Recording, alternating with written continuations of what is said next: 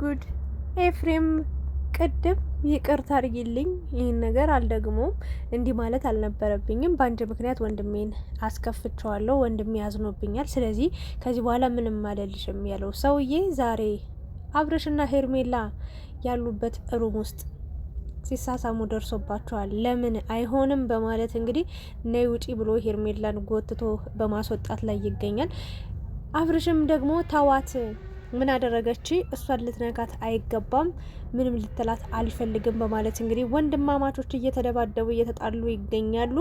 ኤፍሬም በቃ ሄርሜላና አብርሽ በሄዱበት በሙሉ እየተከተለ እንግዲህ ምንም አብረው እንዲሆኑ አልፈቀደላቸውም። ሩታ በተወቹ ዘመን ሩታ ጸጥ ባለችበት ዘመን እንግዲህ እነ ዳኒና ሜሪ ጸጥ ባሉበት ዘመን እሱ እንግዲህ ሾከክ ብሎ መጥቶ መጀመሪያ ለሩታ በቃ ደጋፊ ነኝ አበረታች ነኝ አለ። ከዛስ ድጋሚ ደግሞ ሄርሜላን መጥቶ ይቅርታ ጠየቃት። ለነገሩ የሆነ ነገር ወጋ አርጓት እኮ ነበር። ብዙዎቹ አላመናችሁትም ነበር። ምንድን ያላት?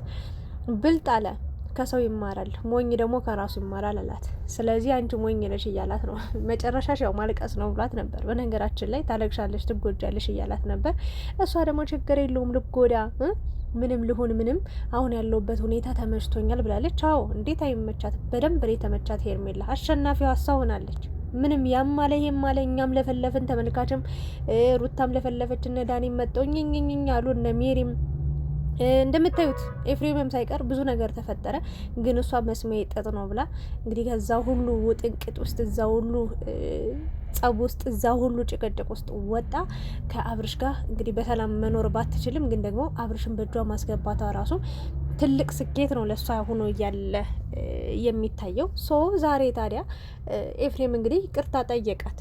ይቅርታ ከጠየቃት በኋላ ብዙዎቻችሁ ግን አላመናችሁትም ነበር፣ እኔም አላመንኩትም ነበር። ሲጀመር ይውላችሁ ለአብርሽና ለሩታ የሚያስብ ሰው ከልቡ ማንም የለም። በቃ የገዛ ወንድማቸው እህትየዋ ራሱ የገዛ እህቱ የምን ቡዜ ማለት ነው ለራሷና ለራሷ የምታስብ በቃ ለራሷ ብቻ። ሩታን ያኔ ስንት ነገር ስትላት እንዳልነበር ስንት ነገር እንዳላሳልፉ ሽምጥጥ አርጋ ክዳት። አሁን ሄርሜላ እያለች እያጨበጨበች እያራገበች ነው የምትገኘው። ሶ እሷ የተቀየረ ለራሷ ነው፣ ለራሷ ጥቅም በቃ ለዩቲዩብ ማማሟቂያ ነው እንጂ ለአብረሽ ማንም ሰው አይጠቅመውም። ለሩታ ማንም ሰው እየጠቀማት አይደለም። የሚጠቅመኝ ሰው ከሆነ እኔ እንደው በአብረሽና በሩታ ቦታ ብሆን የሚመክረኝ ታይ ይሄን አታድርጊ ብሎ በቃ የሆነ ጥሩ ያልሆነ ነገር ሳደርግ የሚመክረኝ ወደ ራሴ እንድመለስ ኑሮዬን እንዳስተካክል ካጠፋው ይቅርታ እንድጠይቅ የሚመክረኝ እንጂ ተዋት እንዴ ካንተ ከሷ የተሻለ ስንት ሰው አለ አይደል? ምን ትለምናት አለ የሚል ሰው አይደለም። ታየው በቃ ከሱ የተሻለ ስንት ሰው ታገኘ የለ እንዴ ብሎ የሚመክረኝ ሰው ጠላቴ ነው ለኔ። የእውነቴን ተው በቃ ያቺ ሴት ካልተመቻትም ከከፋትም ከቸገራትም ያንን ህይወት መልቀቅ ካለባትም ከራሷ ጋር ቁጭ ብላ ተማክራ አውርታበት ተረጋግታ ይጠቅመኛል ወይስ ይጎዳኛል፣ ይሄን ነገር ባደርገው ምንድነው መጥፎ ጎኑ ምንድነው ጥሩ ጎኑ ብላ ተረድታ መወሰን ያለባት ነገር ነው። ስለዚህ እነሱ ግን እየገቡ ሩታን በዚህ በኩል ታዩ ምናምን ይሏታል፣ አብርሽን በዛ በኩል ብዙ ነገር አይተናል። እህትየዋ እንኳን እና ኤፍሬም ደግሞ መጀመሪያ ተዋት በቃ እንዴ ምንድን ነው እሷ ብቻ ነች ሴት፣ አንተ ወንድ አትሆንም እንዴ? ቀልጠፍ አትልም እንዴ? ጥርግ ትበል ትሄድ ተዋት ምናምን እያለ ሲመክር እንዳልነበር ወንድነቱን ያኔ እንዲናገር ብዙ ነገር ሰምተናል አይተናል እኮ አይደል እንዴ? እንዳልሰማ እንዳላየ ሆነን አልፈን እንጂ ሰው ድጋሚ ደግሞ ለሩታ አዛኝ ነኝ አድራጊ ነኝ ፈጣሪ ነኝ እያለ ያው ሩታ የሰው ቻናል ነው የምታሳድገው። በነገራችን ላይ በዛም ትሄዳለች፣ ትቀረጻለች፣ እኝኝ ትላለች፣ በዚህም ትሄዳለች፣ ነይ ይሏታል። እንዴት አንዳንዴ ታለቅሳለች፣ አንዴ ትስቃለች፣ አንዴ በቃ ህይወቷ ሁሉ ሚዲያ ላይ ነው። ያው ሰው እየተጠቀመባት ነው። እሷ ነገ ህይወቷ የፈለገ ነገር ለምን ቆሻሻ ላይ አትወድቅም? ምን አገባቸው? ለምን ወንዝ ዳር አትወድቅም? ምን አገባቸው?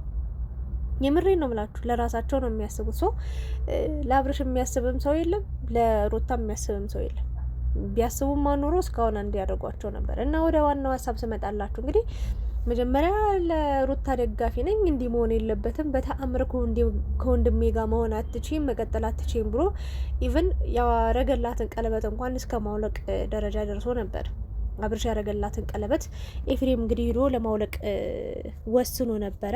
ግን ያው ሄርሜላ ምንም አይበርዳትም አይሞቃትም እና አልቻለም።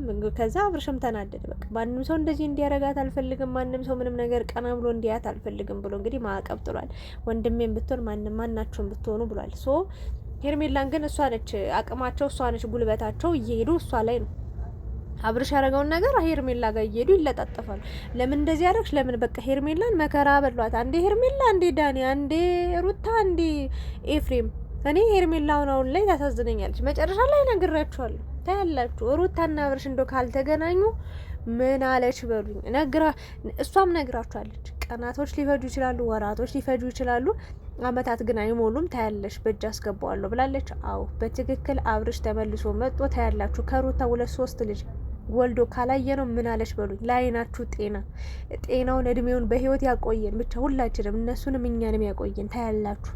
ያ ነገር ካልተደገመ ምን አለች በሉኝ። እችን ቪዲዮ ለታሪክ ትቀመጥልኝ።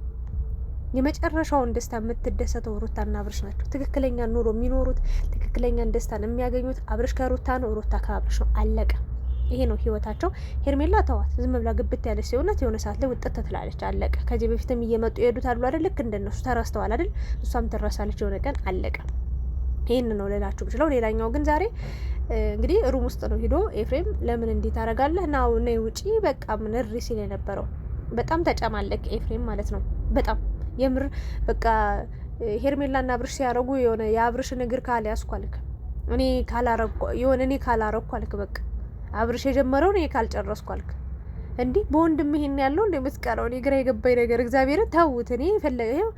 እኔ ሄርሜላና አብርሽን ደግፌ አይደለም፣ ግን ምንድነው በዚህ ልክ ኤፍሬም አብርሽን ለመረበሽ የፈለገው? ሩታ በተወችበት ጊዜ ምን ተነክቶ ነው? ወይስ ታፈቅራታለህ? ሄርሜላ ተመቸች ወይስ በወንድም ትቀናለህ? እህትየዋም እኮ በቃ ይሁን በቃ የወንድሜ ደስታ ያስደስተኛል ብላ ጸጥ ብላለች አይደል? እንዴ አንተ ለምን ነገርከዋ? ተው ይሄ ጥሩ አይደለም፣ እንዲህ ያደረከው መንገድ ወንድሜ ነህ፣ ተው እንዲህ በዚህ መንገድ ብትሄድ ትጎዳለህ፣ ይሄ መጨረሻው አያምርም ብለህ ምክር ልትመክረው ትችላለህ። 1 2 3 4 ከዛ ውጪ ሩም ለሩም እየተከተልክ ሩታ እንዳረገችው ቢሾፍቱ ነው ደብረ ዘይት የሆነ ጊዜ ሄዱ ጊዜ ተከትላ የሄደች ጊዜ አራሱና ተከትለው የሄደችውን ጊዜ አስታውሳለሁ። እና በጣም ነው የሚገርመኝ። እና እኔ እንደሚመስለኝ በቃ አብረ እንትና ኤፍሬም ተው በቃ ነው የምልህ። ሄርሜላ በቃ እኔ ያሳዘነች በቃ እሷም ትክክለኛ ያልሆነ ህይወት ውስጥ ስለገባች ዋጋ እየከፈለች ነው። ያመጡ ይልባታል፣ ያመጡ በቃ ሰላም አጣች። ይሄ ራሱ ትልቅ ቅጣት ነው በነገራችን ላይ፣ ትልቅዬ የህይወት ቅጣት ነው። ብታቂው ኑሮ እየተቀጣች ነው። አብርሽም እንደዛው ምንም ሰላም እንደ ሩም ውስጥ እንኳን ገብታችሁ እንኳን ለመሳሳም እንኳን ጊዜ አላገኛችሁም። በቃ ለመሳሳም ተውት፣ ሌላ ነገሩን ተውት፣ ብዙ ደቂቃ ስለሚፈጅ። ግን ለመሳሳም ራሱ በቃ ደቂቃ ጊዜ አልፋታ አላገኛችሁም። ለምን? በቃ አንቺም የማይገባሽ ህይወት ውስጥ ስለገባሽ፣ መግባት በሌለብሽ መንገድ ስለገባሽ እና የሆነ አሰልቺ ህይወት ነው የሆነብሽ። ላንቺ ራሱ ታሳዝኝኛለሽ። እኔ እኮ ህይወታችሁ ሰምሮ ተስተካክሎ ሩታም በቃ የራሷን ህይወት ኖራ ደስተኛ ሆና ቢኖሩ አብርሽም ካንቺ ጋር ደስተኛ ሆኖ ብትኖሩ ደስ ይለኛል።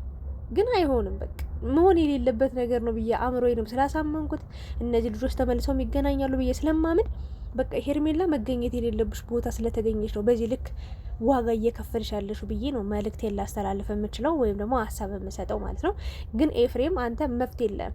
እንኳን አንተ ነገርኩ ማንም ሰው እህቶቹም አጎትም አክስትም ለምን ጋሽዬም ይሁን በዚህ ልክ ገብቶ ሄርሜላን የመናገር ወንድማችሁ ነው። ተቆጡት፣ ስደቡት፣ ከፈለጋችሁ ምቱት፣ ከፈለጋችሁ ሰሩት፣ ከፈለጋችሁ አግቱት፣ ችግር የለውም እንዲመለስ ከፈለጋችሁ። ግን ሄርሜላ ጋር አርፋችሁ ተርፋችሁ ሄዳችሁ መናገር፣ በዚህ ልክ እሷን ማሸማቀቅ፣ በዚህ ልክ እንደዚህ ሩም ድረስ እየሄድክ ይሁን ያልሆነ ነገር ማድረግ ይሄ ትክክል አይደለም። አቁም እባክህን ለማለት ነው የምፈልገው። ተው በቃ ይብቃ። ሩታ እንኳን ተታኮ ሰላማዊ ኑሮ እየኖረች ነው አይደል እንዴ? ከደስታ ጋር ሰላማዊ ነው ባይባልም ግን እየኖረች እሷ በተወችው ዘመን አንተ ምንድነህ በዚህ ልክ እንዲምትሆነው? እና እኔ ኤፍሬምና ማለቴ ሄርሜላና አብርሽ አንድ አብሮ ማያረጋቸውን ነገር ልንገራችሁ። የእውነቴ ነው። ትክክለኛ አብርሽና ሄርሜላ አይሆኑም። እየቀለዱ ነው ወይ ደግሞ በጭፍን እልህ ውስጥ ነው ያሉት። የማይሆኑበትን ነገር ልንገራችሁ። አንድ ሃይማኖታቸው ራሱ አንድ አይነት አይደለም። ይሄ ራሱ ትልቅ ማረጋገጫ ነው። በእርግጥ የኛ ሀገር ኢትዮጵያ በጣም የተጨመላለቀ ማህበረሰብ ነው ያለው። ወጣቱ በተለይ በቃ ሃይማኖት አይለዩ፣ በቃ እዛም እዚህም በቃ የተተረማመሰ ምንም በቃ ለየራሳቸው ሃይማኖት ክብር የሌላቸው ለየራሳቸው በቃ የሆነ ጊዜያዊ ስሜታቸውን ጊዜያዊ ደስታቸውን ነው የሚያስቀድሙት። የነገ ነፍሴስ የት ታርፋለች ብለው የዘላለምን ህይወት ሳይሆን እዚህ ምድራዊ ህይወትን ነው የሚያስቀድሙት የሚያስበልጡት። አብርሽና ሄርሜላ በፍጹም አብረውበት የማይሆኑበት ምክንያት ሃይማኖታቸው የተለያየ ነው። እውነቱን ንገሪኝ ካላችሁ ታያላችሁ። አይ እንደው እድሜ ጥስታችሁ በቃ ያልኩት ነገር እውነት ካልሆነ እኔ እቀጣለሁ።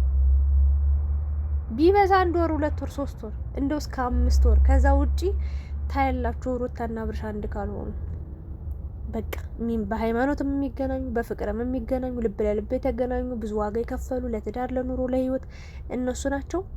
አንድ ላይ ይሆናሉ። ሄርሜላ ጥጓን ትይዛለች ማለት ነው።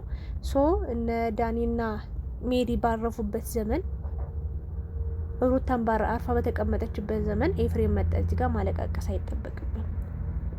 ተዋቸው በቃ ጊዜው ሲደርስ እውነት በቃ ተናግራል። አንተ ሞኝ ከራሱ ይማራል፣ ብልጥ ደግሞ ከሰው ይማራል ብለሃል። በቃ ይሄ ትልቅ መልእክት ነው። ሄርሜላ መማር ከቻለች ትናንትና የሄዱ ሴቶችን መቁጠር ትችላለች። 1 2 3 4 5 6 ተብላ እነዛ ሴቶች እንዴት ሄዱ ለምን ሄዱ የሚለውን ነገር የማጣራት ድርሻ ያላት እሷ ነች። ሩታ ስለምን ሄደች ለምን ይሄንን ራሷ ነች ማጣራት ያለባት። ሶ ከነዛ ሴቶች መሀል አንዷ እኔ በሆንስ ብላ ማሰብ ካልቻለች ይቅናሽ ብሎ መላክ ነው በቃ። ከዛ በህይወቷ ላይ እሷም የነዛ ሴቶች ጣፋንታ ሲደርሳት ያኔ ተምራ ራሷን ሰብሰብ አድርጋ የራሷን ህይወት ትጀምር ይሆናል። አለቀኝ ነው ልላችሁ የምችለው። እኔ ክፉ አልመኝላትም፣ እግዚአብሔር ምስክሬ። እኔ ለሄርሜላ አሁን እንደውም እያሳዘነች መጣች። በቃ የዋህናት ደግሞ እንደምታዩት እልህም አለባት የዋህነትም አለባት። ሶ የሄደ የመጣ እንደዚህ ስትል አሳዘነች። እኔ ወንድምህን ሳስከፋው ሳሳዝነው ሳስለቅሰው የሆነ ነገር ሳስቀይመው ብትናገረኝ ለምን እንደዚህ ያደረግሽ ብለ ልሰማ እችላለሁ። ግን ለምን ቀለበት አረግሽ ለምን ተዋደዳችሁ ብላ እንዴት ላለ ብለዋለች። እውነቷን ነው ለነገሩ። እና ያለሽበት መንገድ ግን ዛሬም ነገም ከነገ ወዲያም ሁሌም እነግርሻለሁ ትክክል ያልሆነ ቦታ ነው። ሰው ባስተካከለው ሰው መሰረት ባስቀመጠበት ኑሮ ላይ ነው አንቺ እየገባሽ ያለሽ ምንም ሳይከብድሽ ምናምን።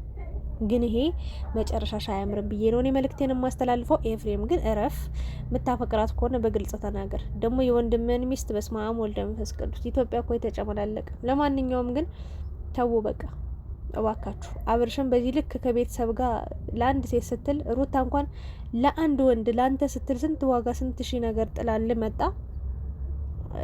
የእውነት አልሆንካትም እና ቤተሰብ ነው። በዚህ ምክንያት ከቻል ካስረዳቸው፣ ካልሆነ ደግሞ ተውኝ በል እንጂ በዚህ ልክ ከወንድሞች ጋር ከቤተሰብ ጋር ያልሆነ ሰጣ ገባ ውስጥ ስትገባ ነገ ስትወድቅ ስትታመም አለልል የሚሉ በከፋ ጊዜም ደስ ባለ ጊዜም የሚመጡልህ ወንድሞቹ ዘመዶች ናቸው። ሰው ከነሱ ጋር በዚህን ያህል ደረጃ ሌሎችን ሰድባ አንቋሸ ብታባረራቸው ምንም አያመጡ። ግን ወንድም ነው፣ ስጋ ነው፣ ተቆርጦ አይጣልም። እና ይሄን ነው በሄርሜላ ምክንያት ተደባደቡ። አይታችኋላ ኤፍሬምና አብርሽ እንደዚህ ሲሆኑ አይቻችሁ አላውቅም። ለማንኛውም መጨረሻውን ለማየት ያብቃን። እንደው ከእንደዚህ አይነት ህይወት ግን ይሰውራችሁ። ሌላ ምንም ልል አልችልም። በጣም ጭንቅልቅልቅልቅ ያለ በቃ የተግማማ ነገር ነው እያየን ያለ ነው። ፈጣሪ መጨረሻውን ያሳምረው። ሌላ ምንም ምለው ነገር የለም። አመሰግናለሁ። የእናንተን ሀሳብ አስተያየት ኮሜንት ላይ አስቀምጡ። አመሰግናለሁ።